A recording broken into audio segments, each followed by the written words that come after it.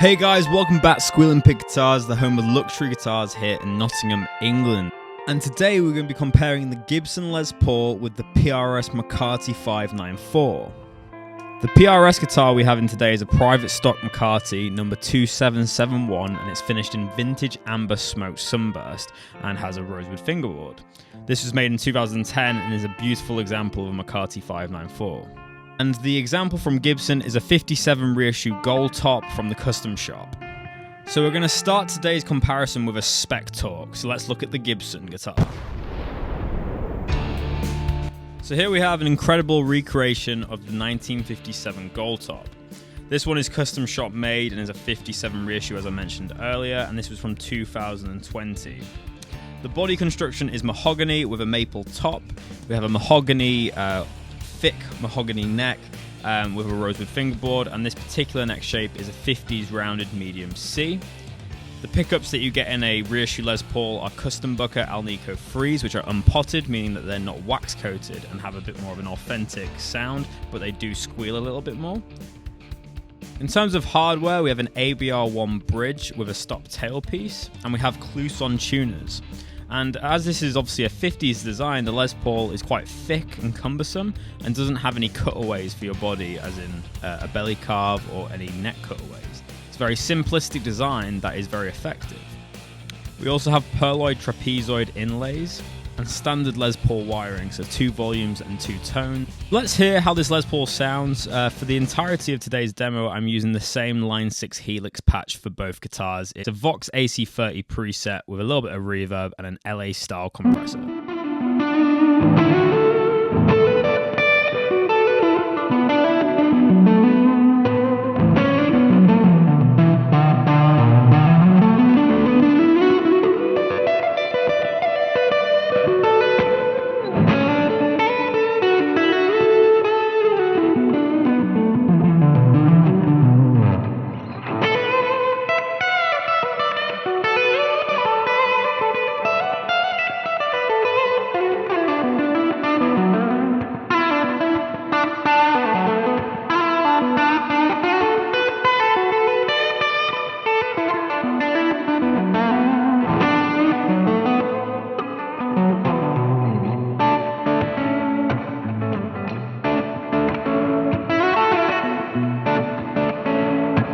Now moving on to the PRS, we have a Paul Reed Smith private stock McCarty number 2771 in vintage amber smoked burst with a rosewood fingerboard, and this example is from 2010. This has to be one of the best looking and playing PRSs I've ever played. I know it's from the private stock and it's obviously a very expensive example, but this guitar really had the sound that I looked for in a humbucker loaded guitar. So let's go over the specs and compare it to the Gibson Les Paul. So the construction of this guitar is very similar to the Les Paul. We have a mahogany body and a flamed maple top. This particular example is actually a one-piece flamed maple top, which is a 10 top. This is absolutely beautiful and something that you'd only ever see in the private stock wood library.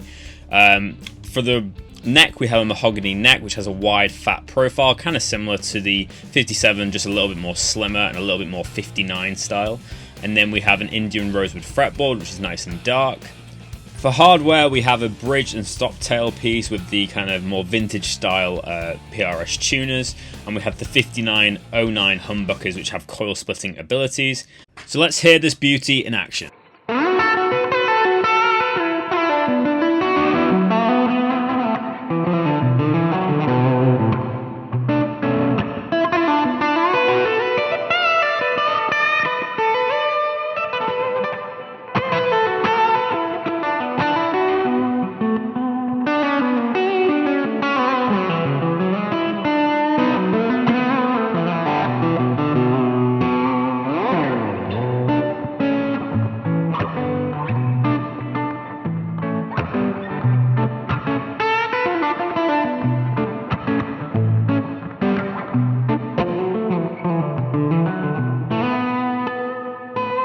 We're now going to do an A-B tone test so we can hear the differences in tone on these two great guitars. So let's hear it.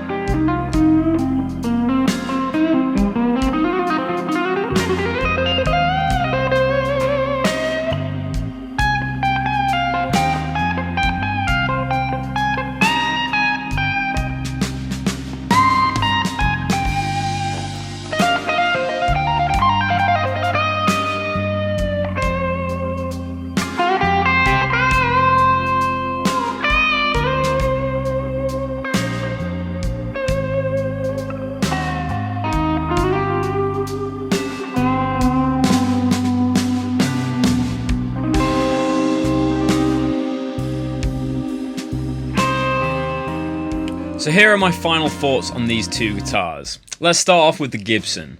So the Gibson is obviously a very simplistic design that was created in the 50s and is the most iconic guitar design ever made, arguably. Personally, I love the tone of these humbuckers, who wouldn't? Obviously the design is quite old-fashioned. That's what I preferred about the PRS, is the more arty and kind of functional design of a PRS. I thought the top looked incredible. I love the hardware choices, how it's mixed matched hardware from brass to chrome, and also the pickup sounded incredible with the coil splitting abilities. Also, the fit and finish of the PRS is far superior to the Gibson, in my opinion. You can tell that this guitar is more expensive and more time has been taken with the reveal binding and just the overall quality of the finish. It's quite a thick finish on the PRS and would be very hard to rub down, which I think is actually it's actually a bonus with the PRS, as I wouldn't want a relic look on a PRS personally. Tonally speaking, the Gibson wins every day. It's very hard to compete with that very iconic Gibson humbucker tone, and in this demo I preferred the sound of the humbuckers on this one. However, the coil splitting tones on the PRS is actually really usable, and I actually prefer them to their humbucker tones. I find that PRS humbucker tones can be a bit woolly sometimes, or lack a bit of character, and definitely aren't very good for higher gain playing, but that's just my opinion. So who wins? Personally, I would take the PRS McCarty. I think it's a far superior guitar in this particular example. I think the fit and finish is a lot better, and even though the humbucker tones weren't as good as the Gibson, the coil split tones won every day for me. It's a very nice, sweet guitar that's great for blues as well as fingerstyle playing, which is what I find myself doing quite a lot now. Obviously, the Gibson humbucker tones are better to my ear, but between these two examples, I would pick the PRS. And it does make sense, obviously, because the PRS is £3,000 more expensive. Obviously, this video is all a bit of fun just to compare specs of two guitars, so don't take it too seriously. And obviously, I love Gibson and I love PRS, but I'd really be interested to hear your guys' opinion down below, and just from watching this video, which guitar you would pick personally. So I guess that brings us to the end of another video. Make sure to leave a like and comment down below if you've enjoyed today's video, and if you really like our channel, then make sure to subscribe so you can see the next upload and get notified. But thank you so much for watching, and we'll see you in the next video. Keep rocking, guys. See you soon.